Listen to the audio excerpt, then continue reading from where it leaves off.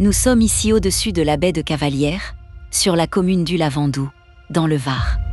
Sur cette colline discrète, cachée dans la végétation, se trouve une construction assez étrange que l'on appelle le temple d'Hercule.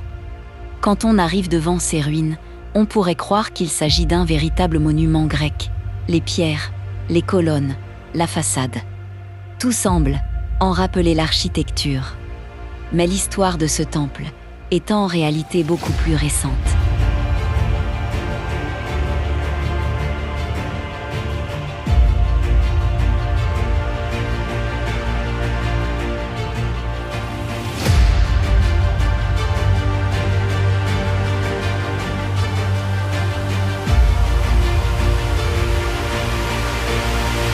Au début du XXe siècle, un homme nommé Arthur Angelfred, industriel passionné d'archéologie, s'intéresse à cette région. Il est persuadé qu'une ancienne escale grecque aurait existé dans la baie de Cavalières. Selon certaines hypothèses anciennes, un port antique appelé Alconis aurait pu se trouver quelque part dans cette zone.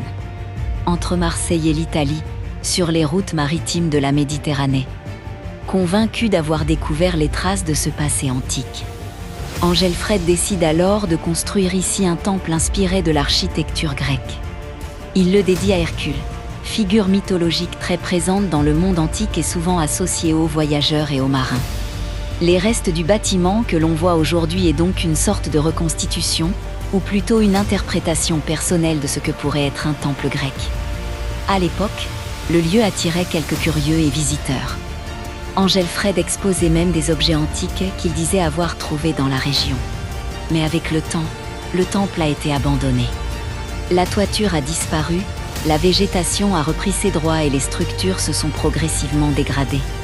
Aujourd'hui, il ne reste plus que ces ruines mystérieuses qui dominent la baie.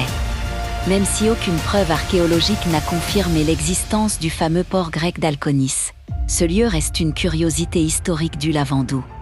Entre histoire, passion personnelle et imagination archéologique, le temple d'Hercule est devenu au fil du temps une sorte de légende locale. Et lorsqu'on regarde autour de nous, avec la mer en contrebas, les collines du massif des Morts tout autour, on comprend facilement pourquoi quelqu'un a pu imaginer qu'un sanctuaire antique avait pu se dresser ici autrefois. Aujourd'hui, le temple d'Hercule reste un endroit discret, presque secret, que peu de visiteurs connaissent. Un lieu où se mêlent histoire, paysage et un petit mystère provençal.